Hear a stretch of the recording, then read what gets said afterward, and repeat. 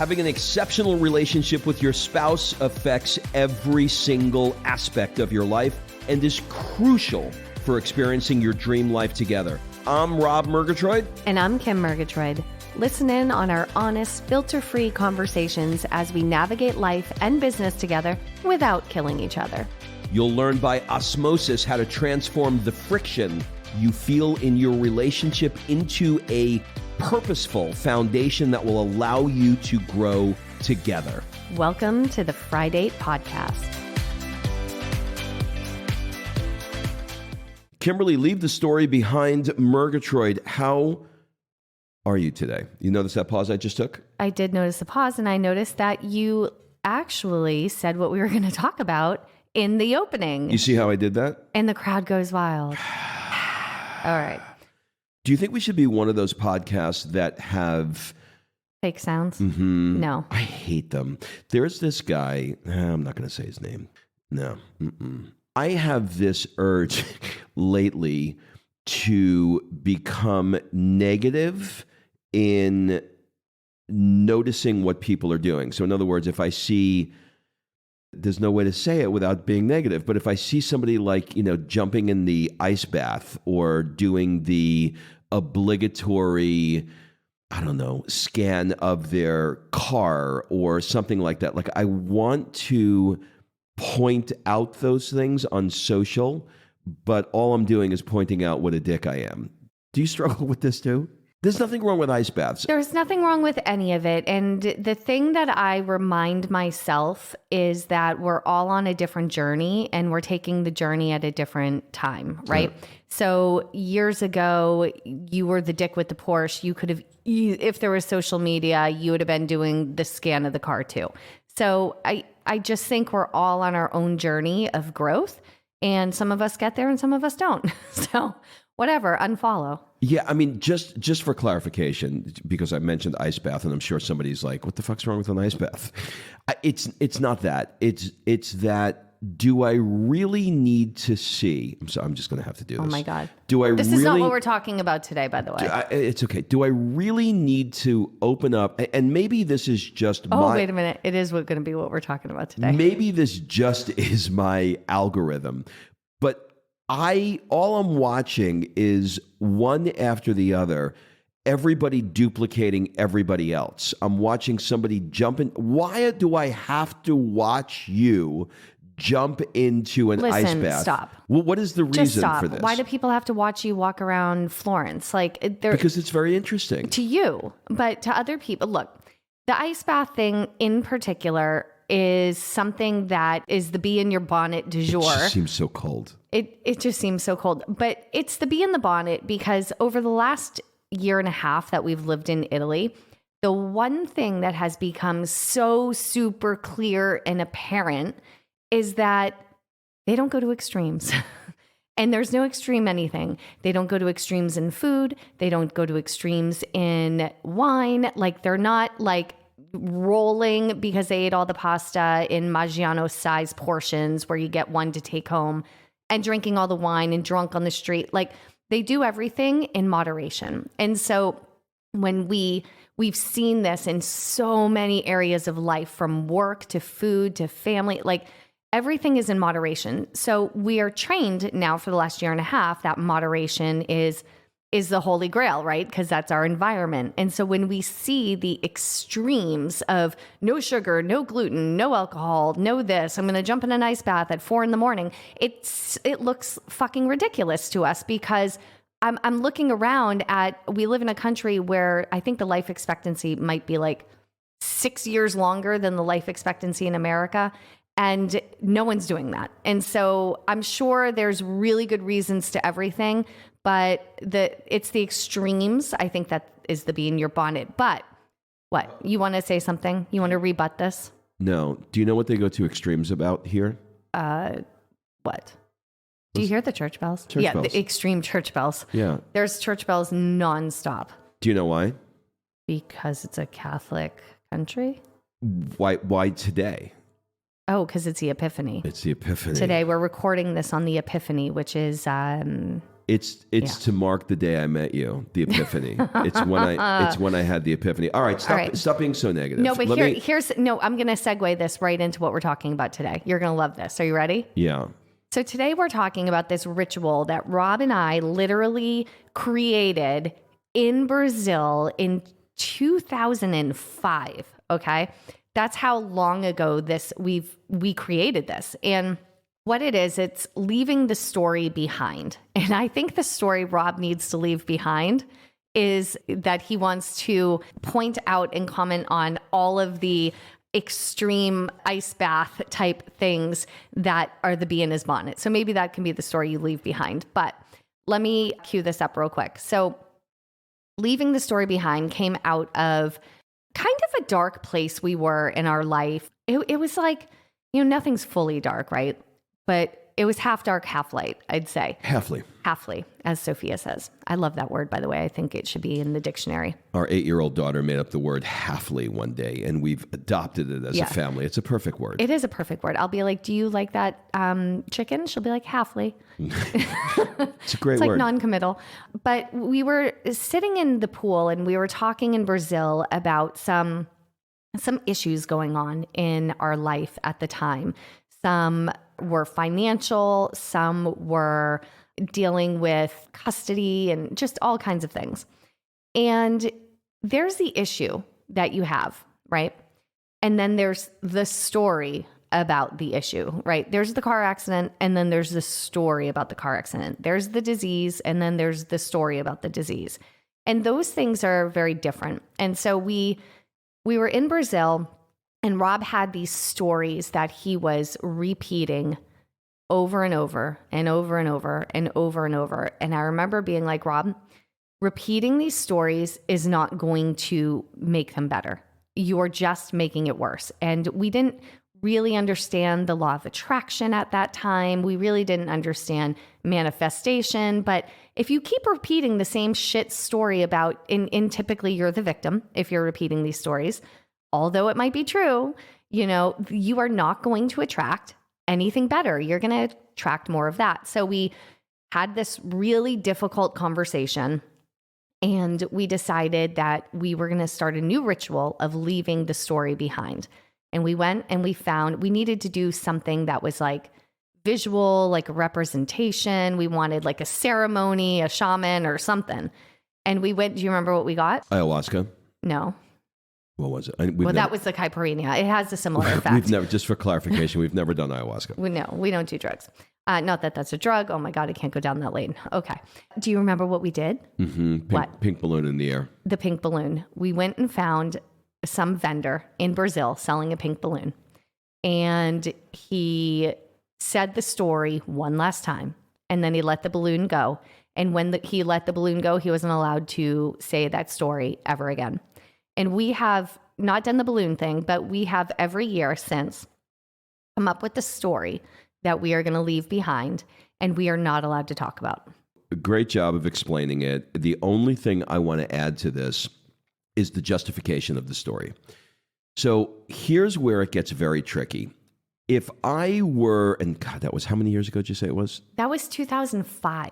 Okay. So, 18 years ago. If I were to repeat that story or any story that I let go subsequent to doing that as a ritual each year, I could probably argue for my limitations. I could probably argue and say I was justified. Like, to give an example. My friend Darren once said to me, I had a really abusive childhood, and I talked about it a lot. And my father has since passed, but at that time, we were not really in a good place. And I was very upset and unhappy that we were not connected. I would see, another person with their dad, and I'd feel like, I don't have that relationship. And so it was very easy for me to talk about how cruel he was to me. And at some point, I remember my friend Darren saying to me, in a very rhetorical, non-judgmental way, but a very helpful way psychologically. It was a little ninja psychology, but he said, do you think there should be a statute of limitations on childhood trauma? And I knew what he meant, and I looked at him sort of with this "fuck you" look, but I knew what he was saying. And the story, was I justified? Yeah. I mean, like, I'm not going to pollute this podcast with why I would be justified in saying it, but I was. Did it serve me? No, it didn't serve me. So leaving the story behind does not indicate justification, but it indicates you making a decision to be free of the drama that's associated with the story. Okay. And so to keep going on that one, when you left that story behind, right? And when you're telling this story, it's not like someone says, so how was your childhood? And you're sharing, something and it's an appropriate thing.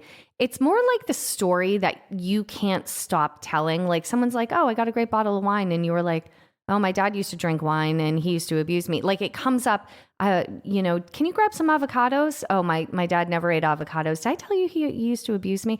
Like it's this story that keeps popping up. And if you don't know what yours is, ask your spouse, ask your best friend, because you have one.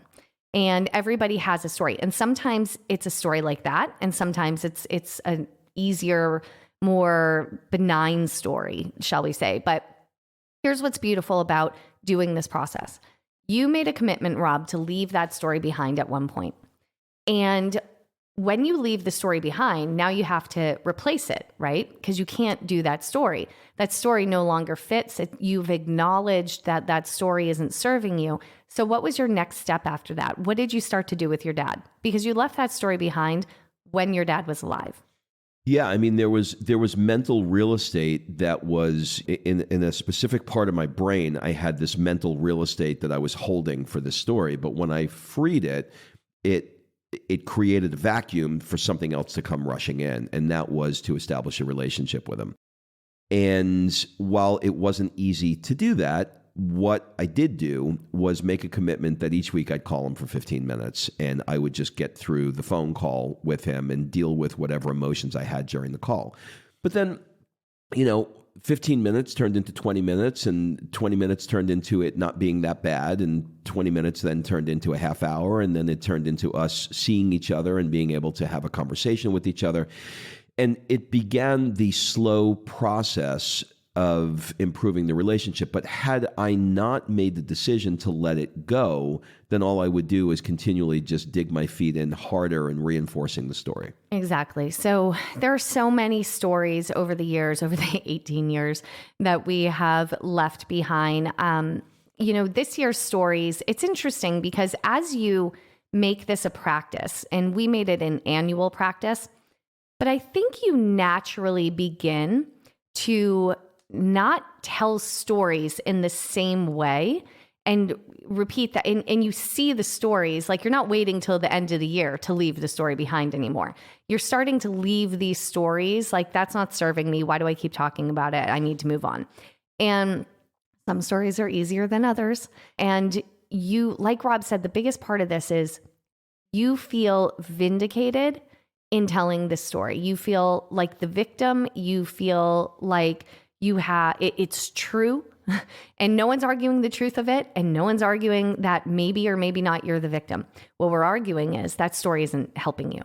You see these people like Amy Purdy is a really good example of this, right? So Amy Purdy lost her legs, and she had a story about it, right? She was young. She shares the story on losing her legs about her dad, and you can go on her social media. She's phenomenal. Saw her speak at Lewis Howe's event. And she has gone on to build from that place. She doesn't tell the story as a victim. She tells the story as it opened her next chapter to inspire and show what is possible in the world. There are so many people that have a tragedy happen and they turn it into a lesson for the world and they turn it into a positive thing. And so Amy had a story. She could be still telling the story about how she was, lost her legs and how horrible it is and all of the things. And is it horrible? Yes. Every year I'm watching her go through new surgeries and she gets back up and she does it again. And she's positive and she's bringing inspiration and she's bringing real to it. And she's not telling the story from the victim place. So the story you're looking for is the story you tell from the victim perspective, right? Like this thing came and got you, and you can't stop telling it, and it's not serving you any longer. You got to let it go. So Rob and I, this year, our stories were really kind of benign. You know, they weren't super, nothing we're really overcoming here. But we've been here a year and a half now, and we're struggling to learn Italian. And we will tell anyone why we can't. And we have stories like everyone speaks English, no one wants to hear my broken Italian, and we have all these stories. But at the end of the day, there are other people, expats that moved here, that learn to speak Italian fluently, that don't have these stories, and they're getting it done. And this story for us is holding us back. So we decided that that was the story this year that we were going to leave behind. So I want to give you the example from, you know, the abusive father story to the benign story. So it doesn't have to be this big, massive, you know, life-altering story, although it can be if that's what you have. Every year they're different. Yeah, I agree. There's two things I want to add, and I think we can land this plane here because it's just a simple concept once you reveal it. But two points I want to make. One is it is often very cathartic, and there's a connection that you have to yourself when you're feeling sad about something. You know, like in the case of the example I used with my father, there was a justification there.